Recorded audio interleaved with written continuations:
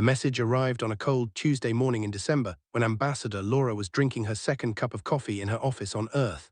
The transmission had traveled across 17,000 light-years of empty space to reach the diplomatic headquarters in Geneva. Laura read the words on her screen 3 times before she truly understood what she was seeing. The Galactic Council, that ancient and powerful body of alien races who controlled most of the known galaxy, was inviting humanity to the negotiating table. They were offering Earth a chance at provisional membership. Laura called her aide Price into her office immediately. Was a young man with sharp eyes and a quick mind who had worked with her for 5 years. He read the message, and his face showed the same disbelief that Laura felt in her chest. For 50 years humanity had been reaching toward the stars. They had colonized 12 solar systems and built a fleet of ships that could travel than light. They had encountered dozens of alien species and tried to establish peaceful relations with all of them. But the Galactic Council had always kept humans at a distance. The elder races called humanity juveniles and said they were too young and too aggressive to understand galactic politics. They had refused every attempt at formal contact. Now suddenly everything had changed. Laura spent the next 3 days in meetings with Earth's government leaders. They debated the invitation from every angle and considered every possibility. Some officials were excited and saw this as the opportunity humanity had been waiting for. Others were suspicious and wondered why the Council had changed its position after 5 decades of silence. In the end, they decided that Laura would lead a delegation to the Council chambers and hear what the elder races had to say. The diplomatic vessel Horizon's Edge departed Earth orbit 3 weeks later. Laura had assembled a team of 15 people, including negotiators and scientists and military advisors. Among them was Commander Tony Reeves, a naval officer with grey hair and tired eyes who had spent 30 years serving in the human fleet. His job was to assess any military implications of whatever agreement the Council might propose. Tony found Laura in the observation deck on their 3rd day of travel. She was watching the stars streak past as the ship moved through the light space. He stood beside her in silence for a moment before speaking. He told her that something about this invitation did not feel right to him. 50 years of rejection, and then suddenly the Council wanted to talk. It seemed too convenient. Laura suggested that maybe the elder races had finally recognized humanity's potential. Maybe they had watched humans expand across 12 systems and build a civilization worth respecting. Tony shook his head slowly. He said that the Council did not change its mind without reason. They had watched humanity for decades and decided humans were not worthy of membership. Something must have happened to make them reconsider. He wanted to know what that something was. Laura did not have an answer for him. The Horizon's Edge arrived in the system after 2 weeks of travel. The system contained 3 suns that burned in shades of orange and gold and white. Between them floated the Council chambers, a vast structure made of crystal that caught the light of all 3 stars and scattered it in rainbow patterns across the void. Laura had seen images of the chambers before, but nothing had prepared her for the reality. The structure was beautiful in a way that made her feel small and young. A shuttle carried the human delegation from their ship to the chambers. They passed through security checkpoints where alien guards scanned them with devices Laura did not recognize. Then they were led through corridors of glass and light to the central where the Council held its sessions. The chamber was enormous. Seats rose in tiers around a central speaking floor, and representatives from 47 species filled those seats. Laura saw the towering beings with 4 arms and compound eyes that glittered like black jewels. She saw the vellum, creatures that resembled floating jellyfish and communicated through patterns of light. She saw the reptilian beings with scales that shifted based on their emotions, and she saw dozens of other species whose names she did not know. At the center of the chamber sat the High Arbiter, unnamed. They were one of the founding species of the Council. They had helped create this institution 12,000 years ago when humanity was still learning to farm and build cities. Had 4 eyes arranged in a diamond pattern on his elongated face. Those eyes settled on Laura as she led her delegation onto the speaking floor. Welcomed them in a voice that the chamber's translation systems converted to English. He said that the Council had watched humanity's species with great interest over the past decades. He said that the time had come to discuss humanity's future among the stars. Laura bowed respectfully and thanked him for the invitation. She said that humanity was eager to begin discussions. The preliminary talks lasted 3 days. Council representatives explained the benefits of membership in careful detail. Humanity would gain access to galactic trade routes that connected thousands of worlds. They would receive technological exchanges that could advance human science by centuries. They would be protected under Council law from any species that might wish them harm. In return, humanity would accept certain conditions. They would limit their expansion to systems approved by the Council. They would restrict their military development to defensive capabilities only. They would submit to council arbitration in any dispute with another species. The terms seemed reasonable when Laura first heard them. The benefits were substantial, and the restrictions were not unreasonable for a young species joining an established galactic order. But as the days passed and the talks continued, she began to notice things that troubled her. The council representatives spoke to her team with a tone that was polite, but carried an undercurrent of something else. It was the way an adult might speak to a child who did not understand the world. They smiled at human questions and gave answers that explained nothing. They made promises that contained careful exceptions buried in complex language. On the fourth day, Laura returned to the human quarters after a long session of talks.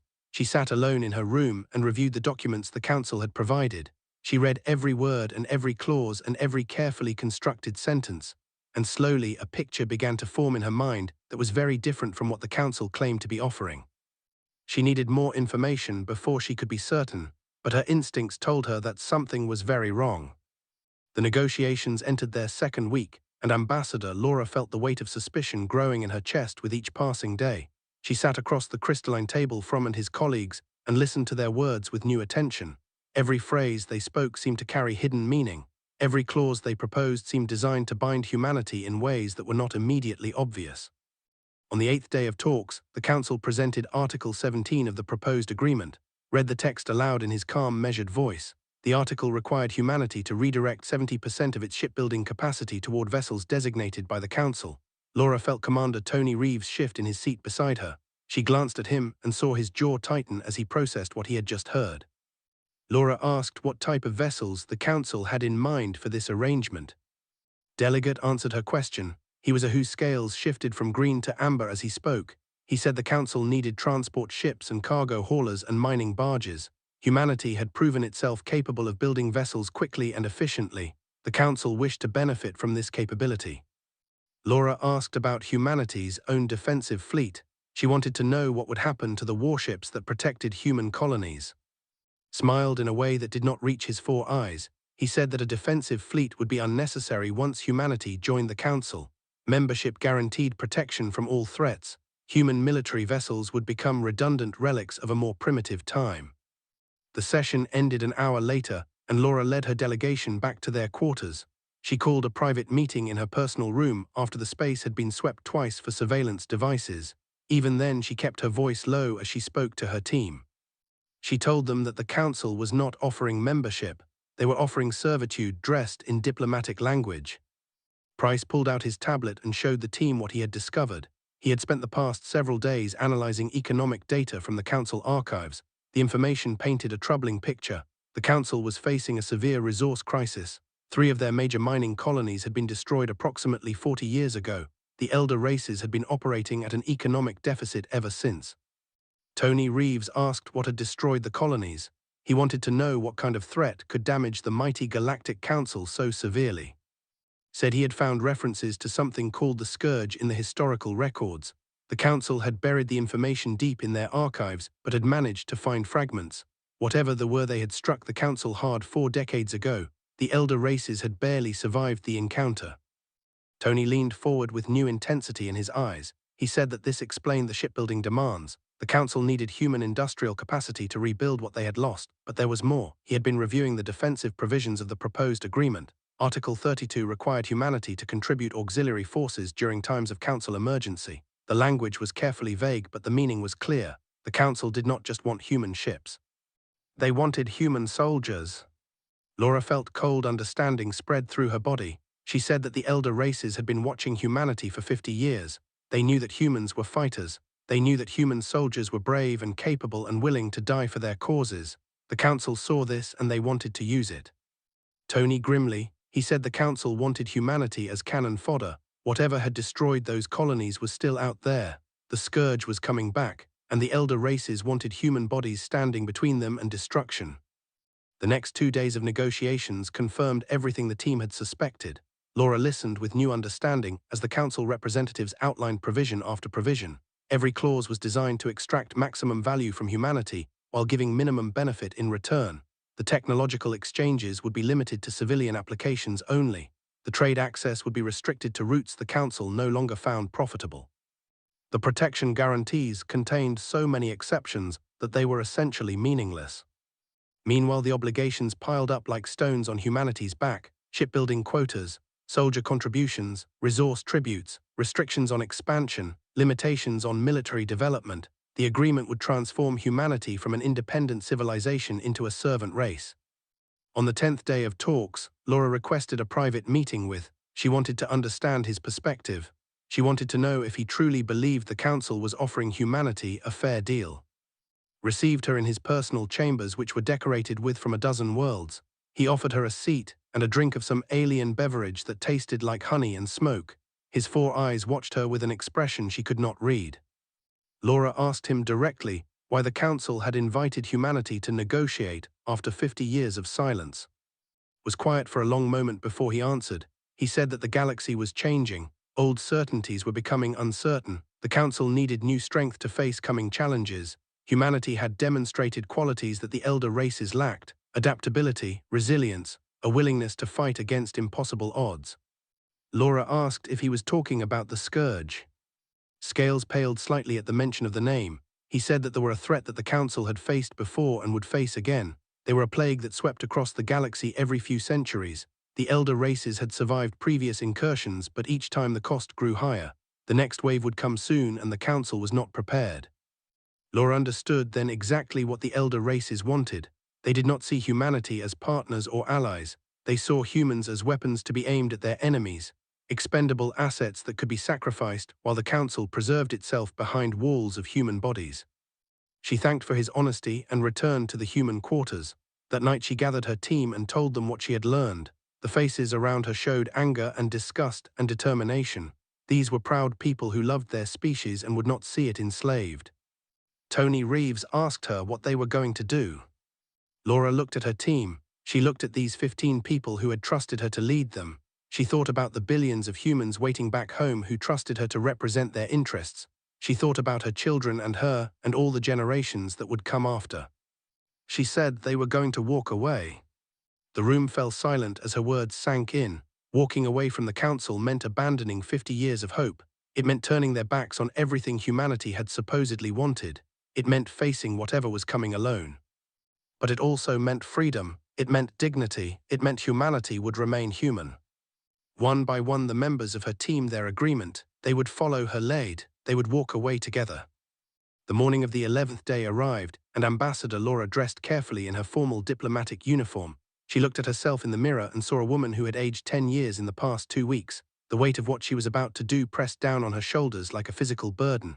She was about to change the course of human history. She was about to walk away from 50 years of hope and effort.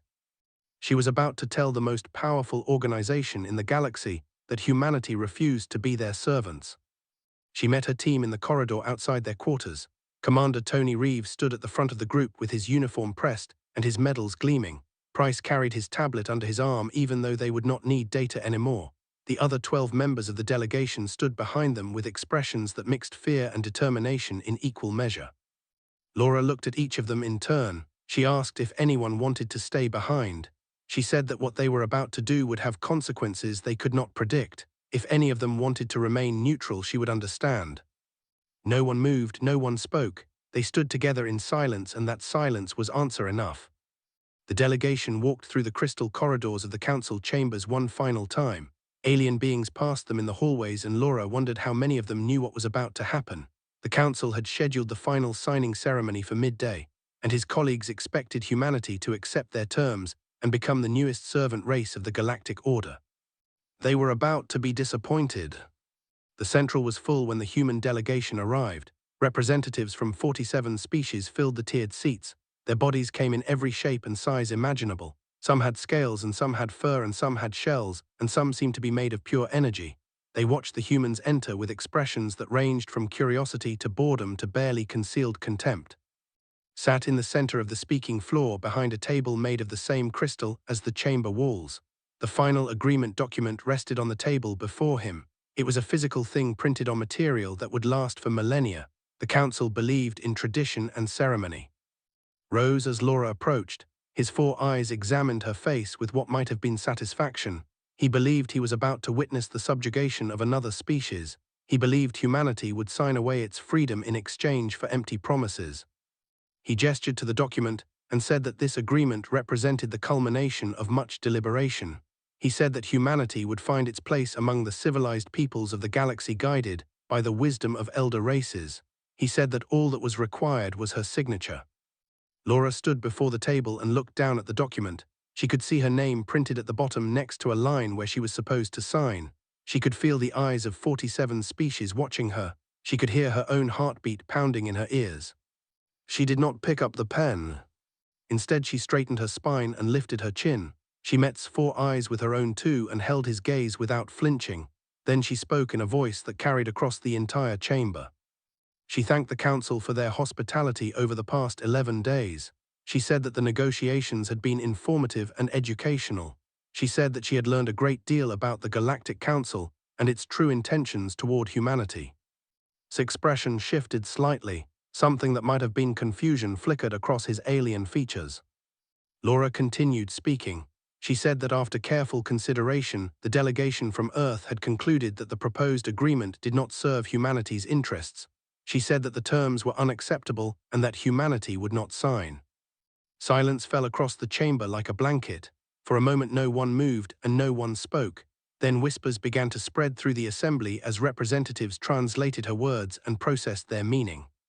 His 4 eyes narrowed. He said that he did not understand. He said that this agreement granted humanity everything it had sought for decades: trade, access and technology and protection. He asked what more humanity could possibly want.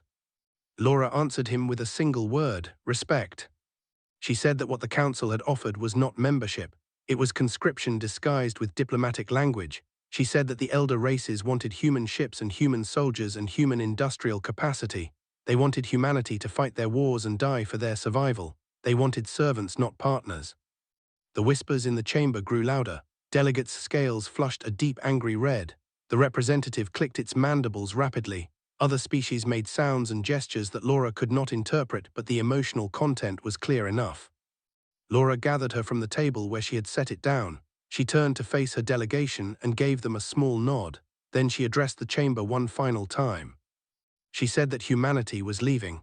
She said that when the council was prepared to treat humans as equals rather than expendable tools, they knew where to find Earth. Until that day came, humanity would chart its own course among the stars. Then she walked away. Her delegation fell into step behind her. 15 human beings walked across the speaking floor toward the exit while chaos erupted behind them. His voice boomed through the translation systems, demanding that they return. He shouted that negotiations were ongoing and that there were protocols and procedures to follow. He said that the humans could not simply leave. Laura did not look back. She kept walking with her head held high and her team beside her. Other voices joined. Delegates shouted over one another in a dozen languages that the translation system struggled to process. Some demanded explanations, some threatened consequences, some called for the humans to be stopped by force, but no one actually moved to block their path. The delegation reached the exit and passed through into the corridor beyond. The doors closed behind them and cut off the noise of the chaos they had left in their wake. Tony Reeves moved up to walk beside Laura. His voice was low when he spoke. He said that it had felt satisfying. Laura shook her head slightly. She said that it had felt necessary. They continued through the crystal corridors toward the shuttle bay. Behind them, the council chambers descended into confusion and anger. Ahead of them lay the long journey home and the uncertain future that awaited humanity there. The Horizon's Edge departed the system 4 hours after the delegation returned to the ship. By the time they reached the first jump point, the council had transmitted 17 urgent messages demanding their return. Laura ordered the communications officer to mark all incoming council messages as low priority. She would read them eventually, but not today. Price found her in the observation deck as the ship prepared to jump. He asked her what would happen now. Laura watched the stars through the viewport. Each point of light represented a sun with planets orbiting around it. Some of those planets held life, some held civilizations, and somewhere out there in the darkness something terrible was waiting. The scourge that had terrified the council. The threat that the elder races wanted humanity to face on their behalf. She told that they were going home. She said they would tell Earth what they had learned, and then they would prepare. Asked what they would prepare for. Laura turned to face him. Her expression was hard and determined. She said they would prepare for whatever was coming. The council had wanted humanity as shields against the darkness. If something out there scared the elder races so badly, then humans needed to be ready, but they would face it on their own terms, free and proud and unbowed. The horizon's edge jumped to the light speed and left Galactic Council space behind. News of the collapsed negotiations spread across human space like wildfire in the days following the delegation's return. Every news network on every human world carried the story. Politicians debated endlessly in their chambers and commentators speculated wildly on there. Some praised Ambassador Laura for her courage. Others condemned her for throwing away humanity's best chance at galactic acceptance. The arguments grew heated and divisions deepened as people struggled to understand what had happened. Then Laura released her full report to the public.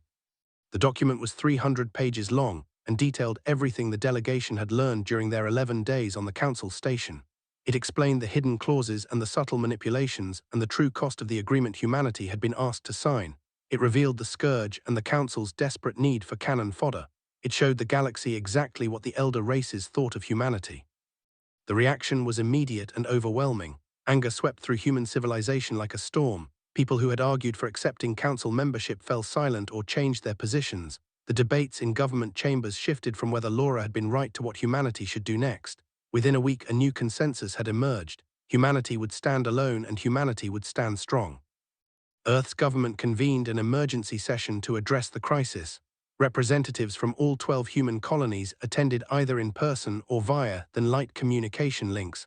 Laura stood before the assembled body and delivered a speech that would be remembered for generations.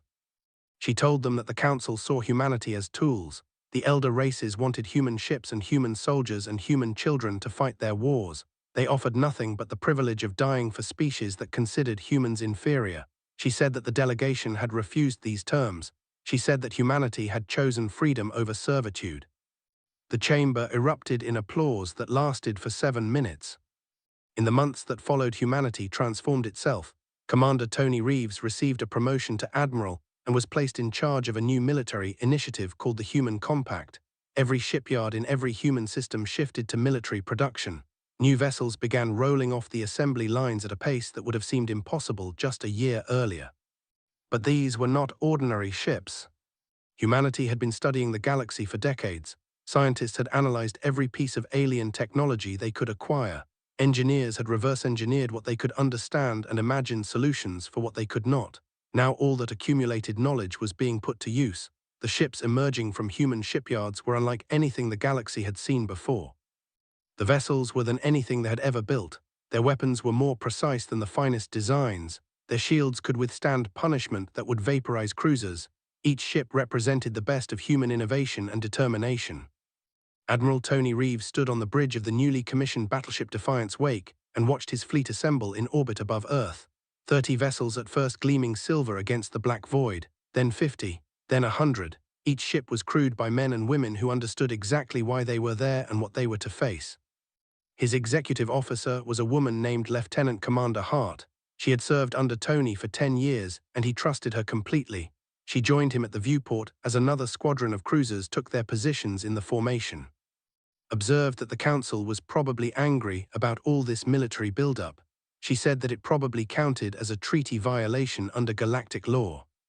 Tony smiled without. He asked what treaty she was referring to. Humanity had never signed anything. Meanwhile, the Galactic Council was descending into chaos of its own. Emergency sessions convened daily in the crystal chambers as the elder races struggled to understand what had gone wrong. Representatives blamed each other and formed factions and dissolved alliances that had lasted for millennia. Faced intense criticism from his colleagues, many of whom held him personally responsible for the diplomatic failure. Delegate was particularly vicious in his attacks.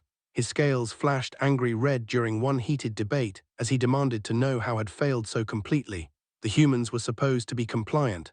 Assessments had assured the Council that they would accept any terms offered to them. Admitted that he had underestimated humanity, he said that they all had. The Council dispatched envoys to Earth carrying revised offers. The new terms were better than the original agreement. The restrictions were lighter and the benefits were greater, and the language was more respectful. Each envoy believed they would succeed where had failed. Each envoy returned empty-handed. The humans were not interested in negotiation anymore. They had seen behind the curtain and learned what the Council truly thought of them. No amount of diplomatic language could erase that knowledge. humanity would find its own path. The Vellum representative asked the question that haunted all of them. It wanted to know what the humans actually wanted. Had spent more time studying humanity than any of his colleagues. He thought he understood their psychology better than most council members ever would. He told the assembly that humans wanted what every young species wanted. They wanted to be treated as equals, they wanted respect, and the council had offered them slavery. Other delegates insisted that they must try again. They must approach humanity differently and find common ground. The galaxy needed human strength whether the humans wanted to provide it or not. But even as the council debated, reports began arriving from the outer territories. Scout ships had detected unknown vessels at the edge of charted space. The ships were not from any recognized species. They moved with purpose and coordination toward civilized systems. The scourge was returning. The council fell into panic. Emergency protocols activated across dozens of worlds. Fleets that had been scattered across the galaxy began converging on defensive positions, but everyone knew the truth. The council was not ready. 4 decades of economic decline and political infighting had left them weaker than ever before. And humanity was no longer available to fill the gap. Laura learned of the approach while working in her new office on Luna. She had been promoted to Secretary of External Affairs in recognition of her service during the negotiations. The title came with enormous responsibilities, but also the authority to help shape humanity's response to whatever was coming. She read the intelligence reports carefully. They were advancing on multiple fronts. Council forces were retreating before them. Worlds that had existed for thousands of years were being consumed. The elder races who had looked down on humanity for so long were facing extinction. Part of her felt satisfaction. The council had treated humanity with contempt, and now they were reaping what they had sown.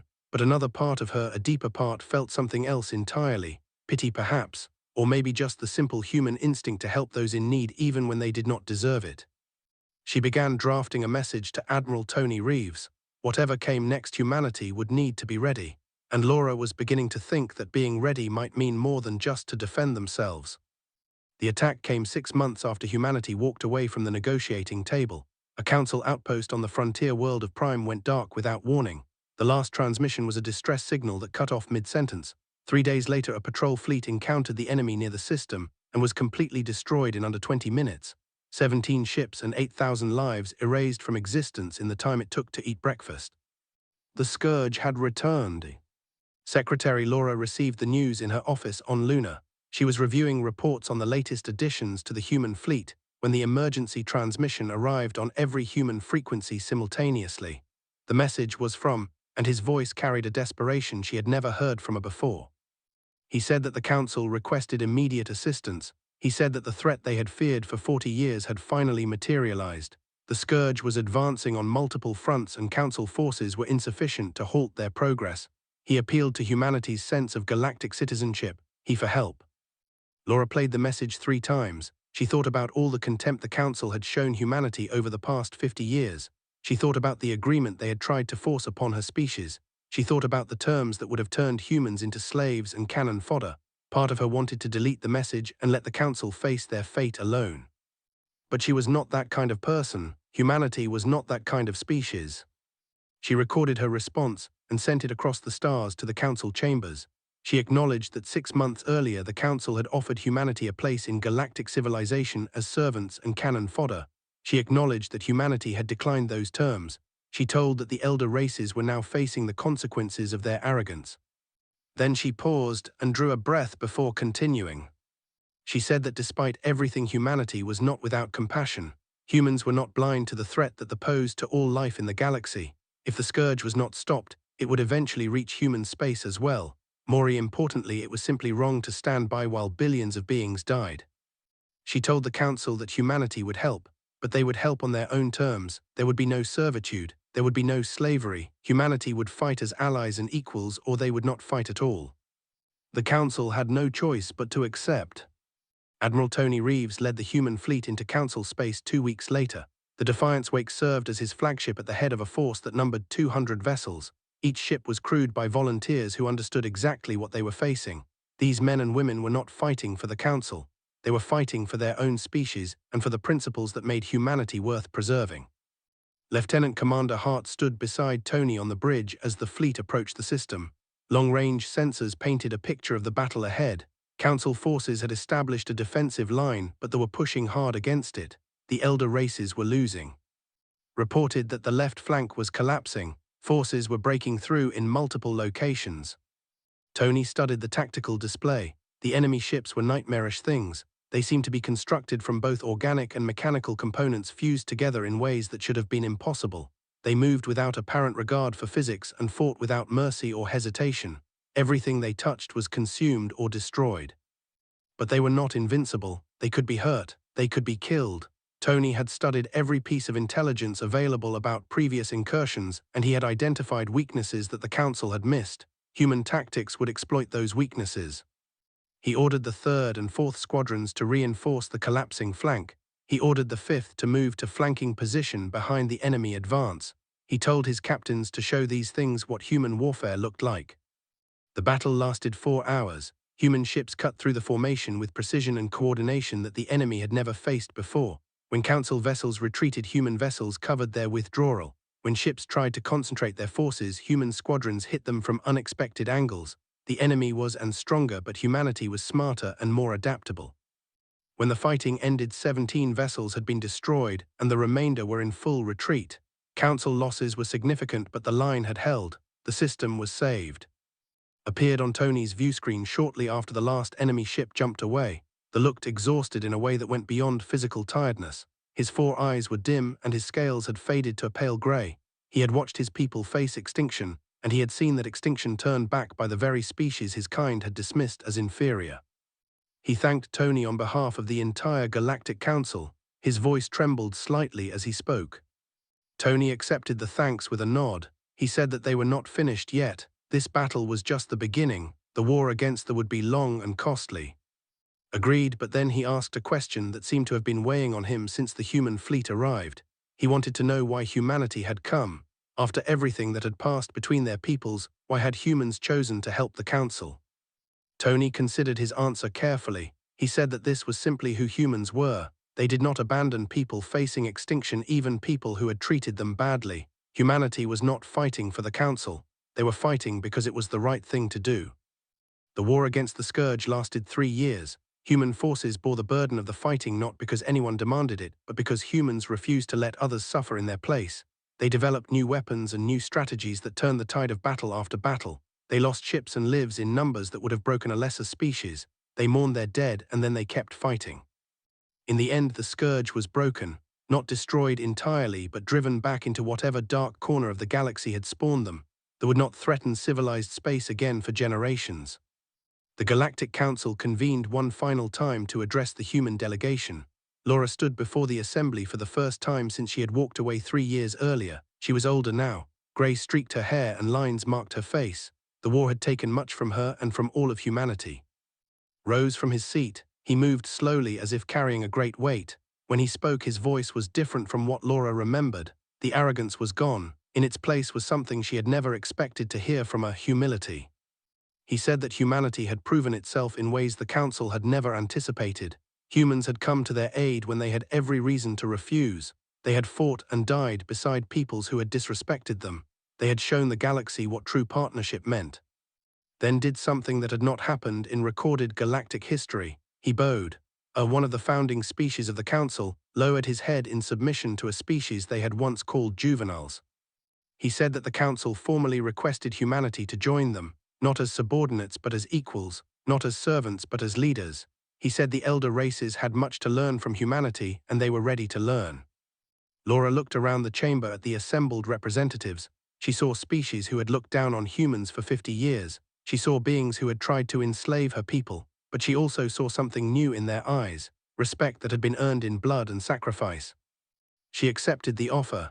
She said that humanity would join the Council, and together they would build something better than what had come before. The galaxy had changed forever. The elder races had learned that wisdom did not come only with age. Strength did not come only from technology. True greatness came from the courage to do what was right even when it was hard. Humanity had walked away from the table once. They had proven themselves worthy of a seat at that table. Now they took their place among the stars, not as servants but as partners, not as tools but as equals. The future stretched out before them, filled with possibility.